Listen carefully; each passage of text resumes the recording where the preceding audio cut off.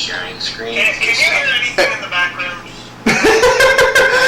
Hey everybody, as you can see, we're just being really informal here today and showing stuff.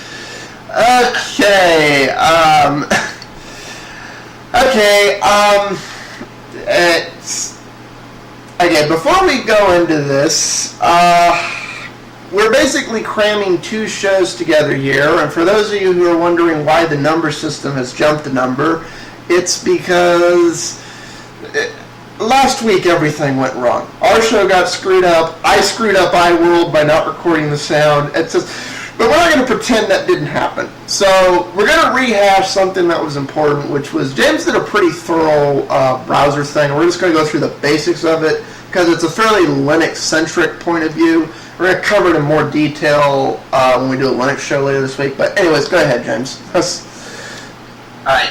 Here, I'm just going to go over this quickly. This is just for Linux browsers running on Linux. The browsers do change when they're running on different operating systems. That would be an interesting thing to test, but that's not what I'm testing right now.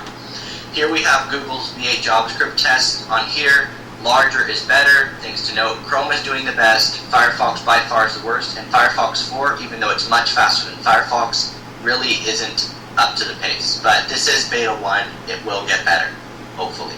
Yeah, hopefully. The big hopefully there. And Chromium, interestingly enough, does worse than Chrome. Alright, moving on to SunSpider test. Here, lower is better. So Opera is actually doing the best in this test. Firefox 4 is, again, doing better than Firefox, which did absolutely horrible on this test. But again, it's not up to the speed that the other browsers are at. However, it's a little closer than it was on the V8 test. I believe that it could match where the rest are. Okay. Right. Here we are at download speed, and interestingly enough on this one, Chrome is not the fastest. What we have for the fastest is actually Midori, and even though it's been slow in every other test, Aurora actually did very well. The slowest for download speed I got, and I did this test 5 times. I did all the download, the ping, and the upload test 5 times. I did the V8 test 5 times, and the SunSpider test 3 times. So this is your average, basically, of a bot sampling. Not just one single test, Right? Yeah. So Midori did better. You guys can see that. Pretty interesting that it's the lighter weight browsers that did better.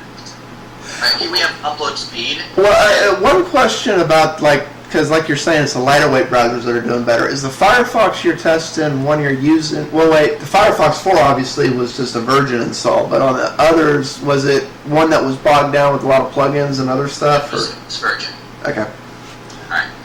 Here we have upload speed, and in this one, Firefox did pretty darn well. It got second. It beat Chrome and it beat Opera in upload speed. The best here was Epiphany, but we're going to talk about why it's bad later. Right.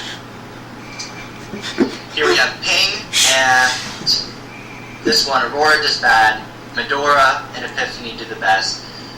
And Firefox, again, it's not as bad as it's not as bad as the JavaScript test. It's honestly, it's. Now I'm assuming that scale is in milliseconds.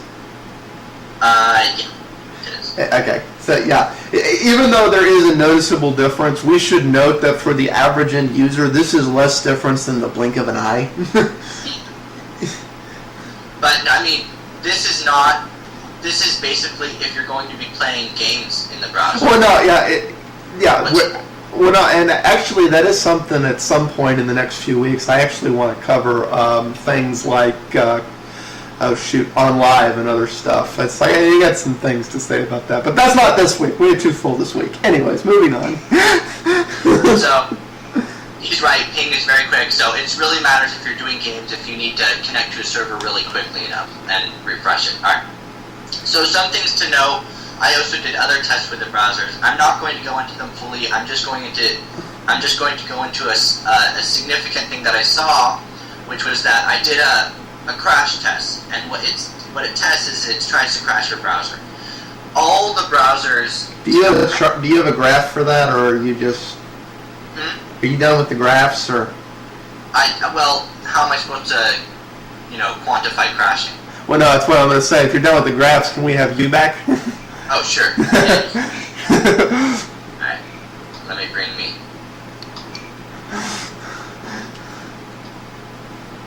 Alright, hello. Welcome back, world. Yes.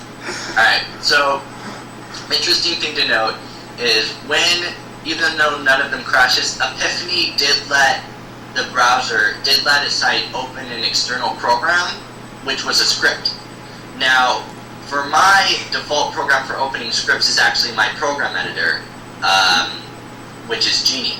However, if you had your default program for opening scripts to automatically run them, whatever Which is the way it is on most distros out of the box. That's right. If you didn't have it set like me, if you weren't like a programmer, if it was default, then it could, in theory, run a script. And if you guys remember, Ubuntu used to have a problem, which they fixed by now, but where a normal user could gain root access.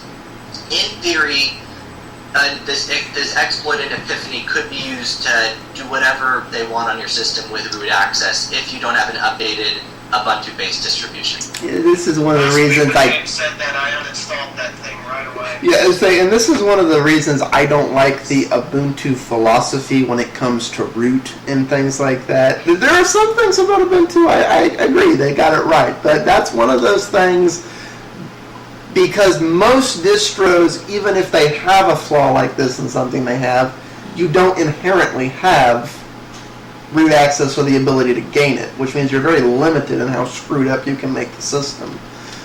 But you can still do some things even without root access, which is a little annoying. Yeah. They did fix So- it with an update. And besides that, last thing to note is that on the crash test, as unlike all the other browsers, Opera did not let anything be downloaded without the user's permission. It was fully in control of it. It didn't let any extra pages getting opened without your permission. I would say that as far as that test, Opera did the best, but we'll go more in depth. I did some Well, yeah, tests. so this is why, because we're getting into Linux topics here, which is why I want to go over this in detail in the Linux show when we do that. And that's the thing. Like you're saying, Leo, Ubuntu's fixed the root thing, but I mean, think about all the things that you wouldn't necessarily want someone to do if somebody gets really creative with an exploit like this that they could do on your system. I mean, things like VNC or the equivalents, and there's a whole score of things you don't need root access to do. That can, why they can't make core changes to your system, they can have access to a lot of stuff on your system that you don't necessarily want them to have. Alright. Okay. Anyways, that's that part out of the way. Now, as evident by the title we've named this thing, we're obviously going to talk about, I doubt we're the first, and we're probably not going to be the last, but we're going to go into the stupid Apple conference announcement Friday. First, the good news for anybody who bought an iPhone. You get a free bumper. If you bought a bumper, you get a refund on it. Yeah, which, and I'm it's good that Apple did that, and it's, Bit's gonna be, for those of you who don't know, I did a show with Mr. Bit 12 hours before this conference, and we have theories on what Apple needed to do and do right and not do right, and because I haven't talked with him since then, and because that show got screwed up, I don't want to reference that, but it was one of the things that was pretty much agreed is Apple needed to address this issue, or they needed to run from it for miles and not go anywhere near it. I think my personal opinion is they went in between on that. Now, so we're going to start going into that in the next part, because we only got like a minute left in this part. So, see y'all there.